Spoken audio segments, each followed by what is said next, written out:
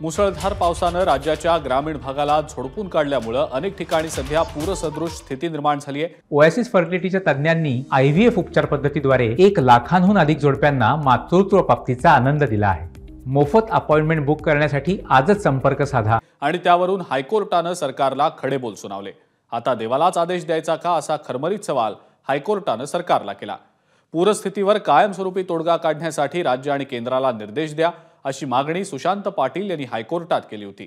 याचिकाकर्त्यांच्या वकिलांनी राज्य आणि केंद्र सरकारच्या यंत्रणांच्या ढिम्म कारभाराकडे लक्ष वेधलं।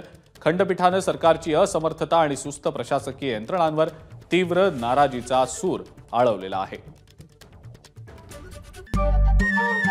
नमस्कार। मन सुद्धा तुझं ही एबीपी माझावरची वेगळीच मालिका खूप गाजली। हिचा दुसरा सीझन केव्हा येणार अशी अनेकदा विचारणाही झाली, पण आता प्रतीक्षा संपली। लवकरच येतोय सीझन 2। मन शुद्ध तुझं